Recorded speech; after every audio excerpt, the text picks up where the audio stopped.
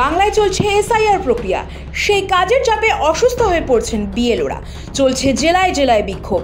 আর তার পাশাপাশি এসআইআর শুরুর পর থেকে রাজ্যের বিভিন্ন প্রান্ত থেকে আত্মহত্যার অভিযোগ প্রকাশ্যে এসেছে। তা নজরে আসতেই সরব বাংলার মুখ্যমন্ত্রী মমতা বন্দ্যোপাধ্যায়। এক্স হ্যান্ডেলে কমিশনকে নিশানা বাংলার প্রশাসনিক প্রধানের। সাফ কথা, রাজ্যে এসআইআর শুরুর পর 28 জনের মৃত্যু হয়েছে। মূল্যবান প্রাণ চলে যাচ্ছে নির্বাচন কমিশনের অপরিকল্পিত সিদ্ধান্তের কারণে। এসআইআর এর কাজ বন্ধ রাখার জন্য কমিশনকে আবেদন করেন মুখ্যমন্ত্রী। অক্টোবরের শেষ দিকে বাংলায় এসআইআর ঘোষণা করে নির্বাচন কমিশন।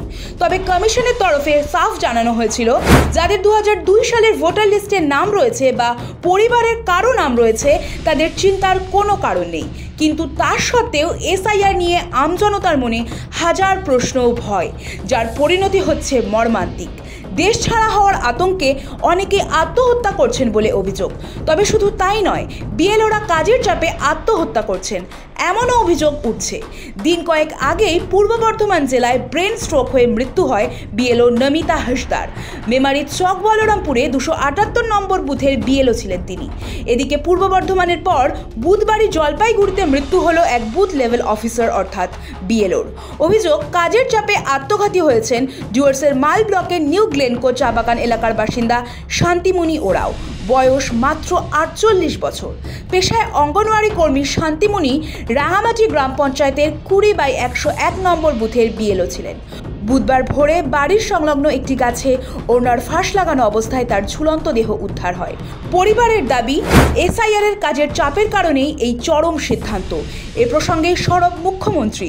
তিনি বলছেন, কর্মীদের এত চাপ দেওয়া হচ্ছে কমিশনের তরফে, যার জেরে মূল্যবান প্রাণ চলে যাচ্ছে। যে কাজ করতে আগে 3 বছর সময় নেওয়া হয়েছে, রাজনীতির কারণে এবার তা 2 মাসে করা হচ্ছে।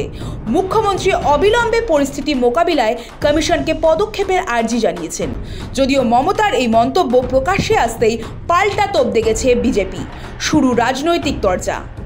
12টা স্টেটে আর ইউনিয়ন টেরিটরিতে হচ্ছে, কোথাও কেউ আত্মহত্যা করছে না। ওনাদের এখানে আত্মহত্যার এক ব্যামো চেপে বসেছে। এটা তৃণমূলের একটা নতুন রোগ হয়েছে, এসআইআর আতঙ্ক আর আত্মহত্যা রোগ। কোনো বড় ডাক্তারবাবুদের কাছে যান, গিয়ে পরামর্শ করুন এর কি ওষুধ পাওয়া যায়, আমাদের জানা নেই। সম্পূর্ণ মিথ্যা, এর কোনো সত্যতা নেই। বরঞ্চ পশ্চিমবঙ্গে এই 15 বছরে চাকরি না পেয়ে যারা মারা গেছেন তার জন্য মমতা ব্যানার্জি দায়ী। চা বাগানের শ্রমিকরা যারা মারা গেছেন অনাহারে অপুষ্টিতে, তার জন্য মমতা ব্যানার্জি দায়ী। বিষ মদ খেয়ে যে কয়েকশো মানুষ মারা গেছেন তার জন্য মমতা ব্যানার্জি দায়ী। জাতীয় নির্বাচন কমিশন শুধুমাত্র বিজেপির রাজনৈতিক উদ্দেশ্য সাধন করতে গিয়ে দুদিকে, অর্থাৎ যারা বৈধ ভোটার তাদের উপর একটা চাপ, এই চাই ওই হ্যান ত্যান এই করতে গিয়ে আতঙ্কে অনেকে সুইসাইড করছেন বা অসুস্থ হয়ে মারা যাচ্ছেন। আবার বিএলওদের উপর একটা ভয়ঙ্কর চাপ তৈরি হয়েছে। কথায় কথায় হুমকি, এফআইআর করবো, অ্যারেস্ট করিয়ে দেবো। জাতীয় নির্বাচন কমিশন যমরাজের দপ্তরে পরিণত হয়েছে এবং তাদের হঠকারী অদূরদর্শী রাজনৈতিক উদ্দেশ্য প্রণোদিত আচরণে মৃত্যুর মিছিল ঘটছে। আমরা তীব্র নিন্দা করছি এই প্রক্রিয়াটা যেভাবে, আর বিজেপি সমানে প্ররোচনা দিয়ে চলেছে। বাদ দেবো, নাম কেটে দেবো, বাংলাদেশে পাঠিয়ে দেবো। বর্তমান প্রেক্ষাপটে যে তত্ত্বটি জোরালো হয়ে উঠছে, বিহারে এসআইআর শুরু হতেই বাংলায় এক শ্রেণীর বিজেপি নেতা হম্বিতম্বি জুড়ে দিয়েছেন। কেউ দাবি করেন এসআইআর হলে বাংলায় 1 কোটি ভোটারের নাম বাদ যাবে, কারো দাবি ছিল 1.25 কোটি।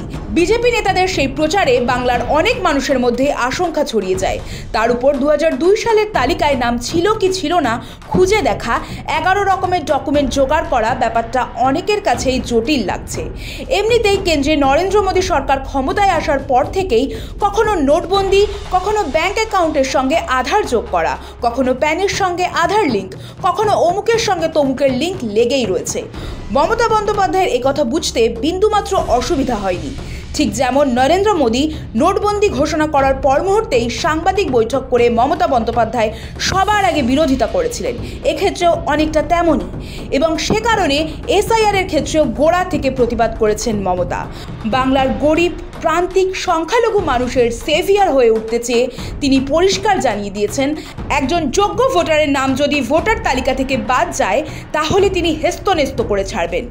বিজেপি নেতারা যখন নাম বাদ যাওয়ার হুমকি হুঁশিয়ারি দিচ্ছেন, তখন তিনি একজন দায়িত্বশীল অভিভাবকের ভূমিকায় অবতীর্ণ। এখানেই বিহারের বিরোধী দলনেতা তথা আরজেডি নেতা তেজস্বী যাদবদের সঙ্গে মমতা বন্দ্যোপাধ্যায়ের ফারাক। বাংলায় বর্তমানে ভোটার তালিকায় 7,64,00,000 ভোটারের নাম রয়েছে। এত বড় একটি সংশোধন প্রক্রিয়া কিন্তু নিঃসন্দেহে সময় সাপেক্ষ। তবে কমিশনের দেওয়া এই 3 মাসে সেই কাজ শেষ করার পরিকল্পনায় খেই হারাচ্ছেন এসআইআর এর সঙ্গে যুক্ত অনেকেই। আর তার পাশাপাশি পর্যাপ্ত প্রমাণ দিতে না পারলে নাম বাদ যাওয়ার ভয় পাচ্ছেন বহু মানুষ। ফলস্বরূপ আত্মহত্যা, অসুস্থতা, প্রতিবাদ লেগেই রয়েছে। আর তা নিয়েই কমিশনের বিরুদ্ধে সরব বাংলার মুখ্যমন্ত্রী। ব্যুরো রিপোর্ট, সময়, কলকাতা।